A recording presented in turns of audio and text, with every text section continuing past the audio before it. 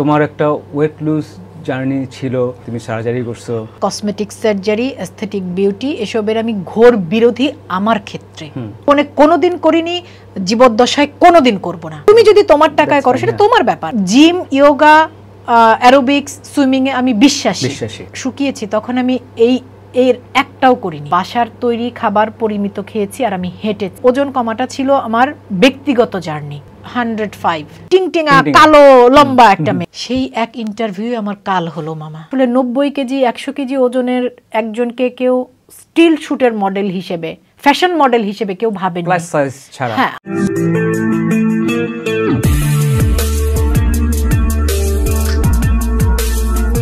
মা ছিল তিন্নির ভক্ত, জেনি ভীষণ সুন্দর দেখতে, ব্যক্তি মানুষের একটা ম্যাজিক ছিল, ওই সবার মন জয় করে নিতে পারে। অপূর্ব, সজল ভাই, শিমু আপা, শাহাদত, আমি। অপূর্ব আর সজল ভাই হচ্ছে ভীষণ পপুলার, আমরা ওদের মতো পপুলার না। পর্যন্ত সজল ভাইয়ের সাথে আমার হাতে গোনা 3টা কাজ হয়েছে। নাকি আমি ভীষণ পছন্দের অভিনেত্রী।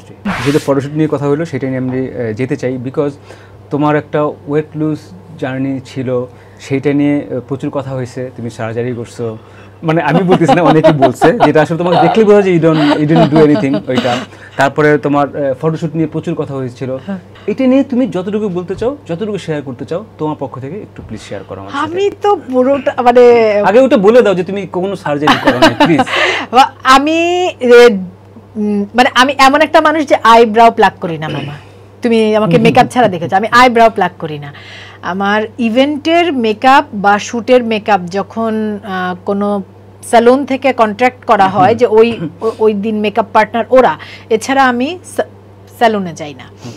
এটা গেল একেবারে ব্যক্তি জীবনের কথা। আর বিশ্বাসের কথা যদি বলো, আমি ঘোর বিরোধী surgery, cosmetic surgery, aesthetic beauty, এসবের আমি ঘোর বিরোধী। আমার ক্ষেত্রে আমি নিজে জীবনে কোনোদিন করিনি, জীবদ্দশায় কোনোদিন করব না। এটা তো শুধু মানে নিজে করা, কিন্তু অন্য কেউ যদি করতে চান, তুমি যদি তোমার টাকায় করো সেটা তোমার ব্যাপার। আমি খুবই ব্যক্তি স্বাধীনতায় বিশ্বাসী। যারা করছে সেটা তাদের ব্যাপার। আমি করিনি, আমি করব না। শুধু তো তাই নয়, যেহেতু যে তুমি বলছিলে ওয়েট লস, আমার মানে ওজন কমার পর আমাকে গত 3 বছরে যে পরিমাণ surgery, cosmetic surgery, aesthetic beauty, slimming টি, slimming coffee, gym, aerobics, yoga, এই সমস্তের প্রমোশনের কাজ ফেরাতে হয়েছে।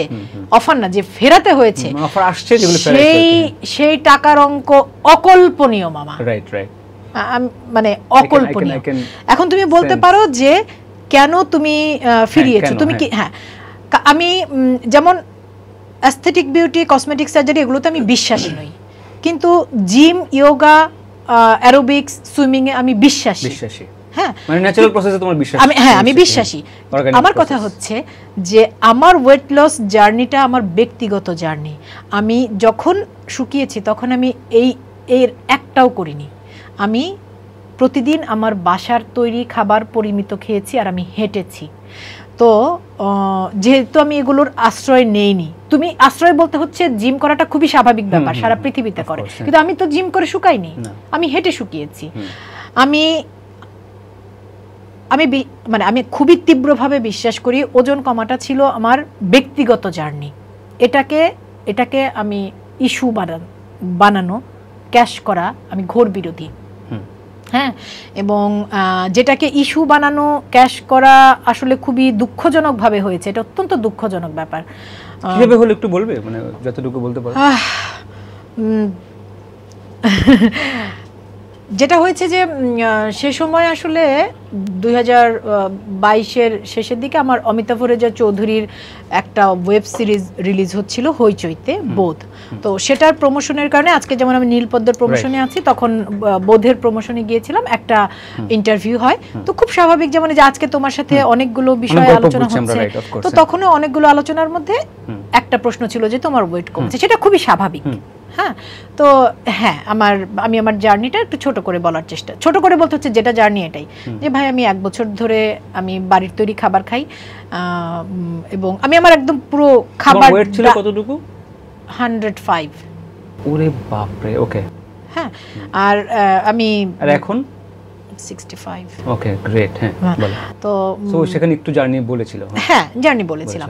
তো সেটা দেখে আরেকটা পত্রিকার মনে হলো যে এটা নিউজ করা যায়, সেটাও আমার কাছে মনে হয়েছে ঠিক, মানে আমি আমার পয়েন্ট অফ ভিউটা বলছি, যে আমার মনে হচ্ছে যে হ্যাঁ, ধরো পৃথিবীতে সকল দেশেই যারা পরিচিত মুখ, তাদের ওয়েট লস জার্নি নিয়ে যারা তারকা ছিল না এক সময়, তারাও যখন, ধরো আমাদের পাশের দেশে অনেকে আছেন যারা একসময় তারকা ছিলেন না, অতিরিক্ত ওজনের ছিলেন, পরে যখন তারা ঠিক ওজনে এসেছেন, ফিট হয়েছেন, সেটা নিয়ে অনেক নিউজ হয়েছে, তারা শেয়ার করেছেন, তো অনেকে উৎসাহিত হয়। তো আমি একবার কথা বলেছিলাম একটি পত্রিকার সাথে, একবার, এবং তখন আমি আক্ষরিক অর্থে পুরো বিস্তারিত বলেছিলাম যে এই হচ্ছে আমার খাবার রুটিন, আমি সকালে এই খাই, দুপুরে এই খাই, রাতে এই খাই, এই আমার হাঁটার রুটিন, সন্ধ্যায় আমি 1 ঘন্টা যোগা করি বাড়িতে। হ্যাঁ, মানে আমি যে বারবার বলছি যে কোনো কিছুর প্রমোশন আমি কেন করার ঘোর বিরোধী, কারণ আমি তো বাইরে গিয়ে, আমি ইন্ডিয়ান কালচার সেন্টারে যোগা শিখেছি, তারপর আমি বাড়িতে চর্চা করি নিজে 30 মিনিট। হ্যাঁ, তো একবার আলোচনা করেছি, আমি বারবারই বলছি, একবার আমি ইন্টারভিউ দিয়েছি। তারপরে যেটা হয়েছে গত 3 বছরে, এর সাথে সাথে আবার ধরো কাজের একটু ফরম্যাটেও চেঞ্জ হয়েছে। ফরম্যাটের সেই ব্যাখ্যাটাও আমি তোমাকে দিই, যে আমার কাজের শুরুটা একদম তুমি জানো, তুমি তখন আনন্দধারাতে ছিলে, আনন্দধারার উল্টো দিকে ইস্কাটনে আমাদের নাগরিকের রিহার্সাল হতো, আমি তখন নাগরিকে নতুন কর্মী হিসেবে যোগ দিয়েছি, অপি আপু তখন নন্দিনী করে। হ্যাঁ, তো সেই সময় নাগরিক নাট্য সম্প্রদায় ইস্কাটন উল্টো দিকের বাড়িতে, মনে আছে? আর তোমাদের ওই বিল্ডিংটাতে হচ্ছে দোতলা বাড়িটাতে, সাদা বাড়িটাতে আনন্দধারা, আর সাপ্তাহিক 2000। তো সে সময় আমরা যারা নতুন কাজ করি টেলিভিশনে, ধরো আমার ছমিয়াপার একটা ধারাবাহিক করেছিলাম, তারপর সিসিমপুরে কাজ শুরু করার পর, বিশেষভাবে সিসিমপুর যেহেতু বিটিভিতে প্রচার হতো, মোটামুটি আমি সাধারণ দর্শকদের কাছে পৌঁছে যাই। তো সে সময় আমাদের ঈদের সময় আনন্দধারা, আমাদের ফটোশুট করতাম আমরা, ঈদ ফ্যাশন সংখ্যা বের করতাম, রোজার ঈদ, কোরবানির ঈদ, আমাদের সাথে যোগাযোগ করতো সাশা আপু। পুরো ধরো 2 ঈদের সংখ্যার ক্যাটালগ আমাদের ছবি দিয়ে ভরা, এবং তখন যারা ডিজাইনার ছিলেন তারা যেমন ডিজাইন করা কাপড় পাঠাতেন, আমরা সেই ডিজাইনারদের মডেল হয়ে শুট করতাম। ওই আবার একই নাম চলে আসবে, তিন্নি আমি, হ্যাঁ তিন্নি আমি, ফারারুমা, তারপর দিহান আপু, হ্যাঁ তানিশা, মানে আমরা, হ্যাঁ তানিশা, তো তারপর অপূর্ব, নিশো, মানে সে সময়কার তুমি 5 বছরের 5, 6, 7, 8 ক্যাটালগ দেখলে তুমি দেখতে পাবে আমাদের সবার ছবি দিয়ে ভরা, আমরা সব মডেল। এবং তখন ডিজাইনার ছিলেন এমদাদ হক, তারপর শাহরুখ, হ্যাঁ শাহরুখ শহীদ, মানে তখন যারা দর্জি বাড়ি নামে একটা ছিল, মোট কথা এরকম। তো তারপরে যেটা হয়েছে যে আমার ব্যক্তি জীবনে একটা পরিবর্তন হয়েছে, যে 2009 আমি বিয়ে করি, আমার বিয়ের 3 মাস পর আমি কনসিভ করি, তার পরের বছর আমার সন্তানের জন্ম হয়। তো মাতৃত্বকালীন কারণে অনেকের হয় না, আমার হয়েছিল, আমার ওজন অনেক বেড়ে গিয়েছিল। আমি যখন বিয়ে করি তখন আমার ওজন ছিল 58 কিলো। তুমি দেখেছো আমাকে, এরকম টিংটিঙা কালো লম্বা একটা মেয়ে আমি, মানে হ্যাঁ, সেই মানুষটা আমার একটা পর্যায়ে গিয়ে আমার ওজন ধরো 105 কেজি হয়ে গিয়েছিল। আমি আমার সন্তান জন্মের 1 বছর পর থেকে আমি চেষ্টা করেছি, কিন্তু হয় কি, 40 কেজি ওজন তো 1 মাসে বাড়েনি, 40 কেজি ওজন 1 মাসে কমবেও না। আমি না ধৈর্য হারিয়ে ফেলতাম, এই একটু শুরু করতাম, ছেড়ে দিতাম, শুরু করতাম, ছেড়ে দিতাম, এবং ওর মধ্যেই ওই 10 বছর আমি ধানমন্ডির বিভিন্ন জিমে, অ্যারোবিক্স, ইয়োগা, উইমেন্স কমপ্লেক্সে সুইমিং, সারা বছরের জন্য ভর্তি হই টাকা দিয়ে। 15 দিন গিয়ে আর যাই না, মানে 1 ঘন্টা সুইমিং করার জন্য 1 ঘন্টা জ্যামে বসে থাকতে হয়, আবার ফেরার পথে 1 ঘন্টা জ্যামে বসে থাকতে হয়, আমি ধৈর্য হারিয়ে ফেলি। এই সকল কিছু পার হয়ে 2022-এ এসে আমি আসলে পারলাম কিভাবে, পারলাম আমি সকালে ঘুম থেকে উঠে ব্ল্যাক কফি খেয়ে হাঁটি, নাস্তা করি, এবং বাসায় আমার মেয়ে, আমার যে বাড়ির সহকারী ফাতেমা, ও আমার জন্য প্রতিদিন একটা মিক্সড সবজি করে, যখন যে সিজনে যা পাওয়া যায়, একটা মিক্সড সবজি, মুগ ডাল, ডিম সেদ্ধ, 1 টুকরা মাছ, 1 কাপ ভাত, রাতে সবজি, 1 টুকরা মুরগি, বিকেলে 1 মুঠ বাদাম, ব্ল্যাক কফি, এই আমার খাওয়ার রুটিন। এবং সেটা আমি পত্রিকাকে ডিটেল বলেছি।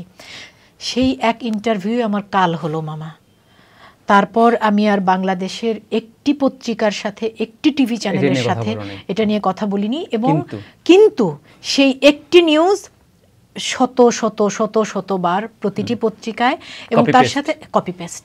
এবং তুমি লেখা যদি দেখো সেম, যা ওই প্রথম আমার ইন্টারভিউতে যা লেখা সেই একই লেখা। এর সাথে মুশকিল যোগ হলো আরেকটা, যে ফটোশুটের কথা বলছিলাম, যে এই যে ওজন বেড়ে গিয়েছে, তো ওজন বেড়ে যাওয়ার পর আসলে 90 কেজি 100 কেজি ওজনের একজনকে কেউ স্টিল শুটের মডেল হিসেবে, ফ্যাশন মডেল হিসেবে কেউ ভাবেনি, প্লাস সাইজ ছাড়া। হ্যাঁ প্লাস সাইজ ছাড়া আমার কাছে সেরকম কোনো কাজের প্রস্তাব আসেনি ওই 10 বছরে।